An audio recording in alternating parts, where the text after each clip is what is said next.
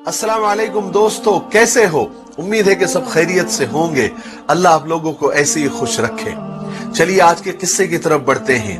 आज का किस्सा बहुत छोटा, मुख्तसर और शॉर्टकट है, लेकिन सबक बहुत बड़ा है। आपको इसको पूरा जरूर सुनना चाहिए। मैं गारंटी से कहता हूं आपका एक सेकंड भी जाया नहीं होगा। अगर आपको अच्छा लगे तो अपने दोस्तों में और अपनों में इसको शेयर जरूर करना। किस्सा यह है कि सुल्तान महमूद गजनवी रहमतुल्लाह अलैह के पास एक शिकारी आया। उसके हाथ में एक चकोर था। चकोर एक परिंदे का नाम है जिसका फोटो आप देख रहे हैं, जिसका एक पांव नहीं था, वो लंगड़ा चकोर था। सुल्तान ने जब उसको देखा तो सुल्तान को वो चकोर बहुत पसंद आया। तो सुल्तान ने उसकी कीमत पूछी तो शिकारी ने उसकी कीमत बहुत बताई, यानी बहुत महंगी कीमत बताई।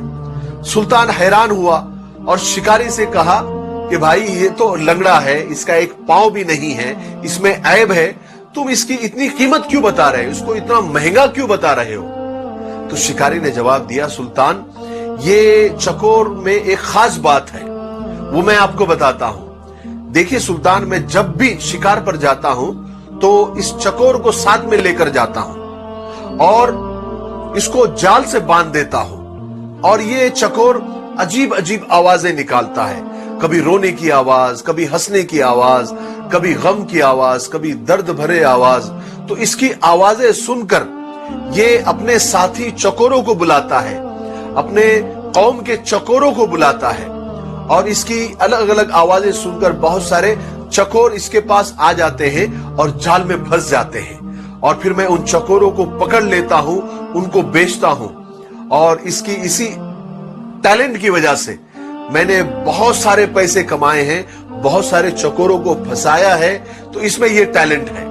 जब सुल्तान ने यह बात सुनी तो मुंह मांगी कीमत देकर उस चकोर को खरीद लिया, और जैसे ही खरीदा ऑन द स्पॉट वहीं पर उस चकोर को जुबाह कर दिया, उसके टुकड़े टुकड़े कर दिए। सब लोग हैरान, दरबारी हैरान, शिकारी हैरान।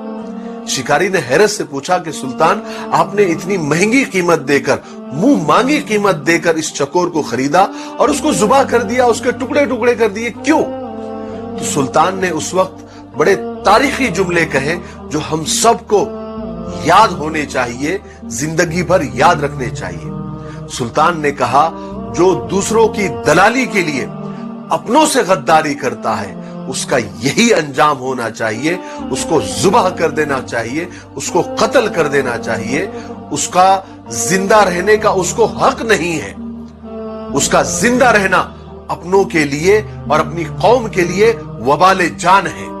बेशक हमारे अंदर, हमारी कौम के अंदर, हमारे खानदान के अंदर ऐसे कुछ दलाल होते हैं जो होते तो अपने हैं मगर दलाली दूसरों की करते हैं, दलाली दुश्मनों की करते हैं, दलाली गैरों की करते हैं, और अपने ही कौम को और अपने ही खानदान के लोगों को दुश्मनों के हाथ फंसवा देते हैं, दुश्मनों के हाथ बिकवा देते हैं।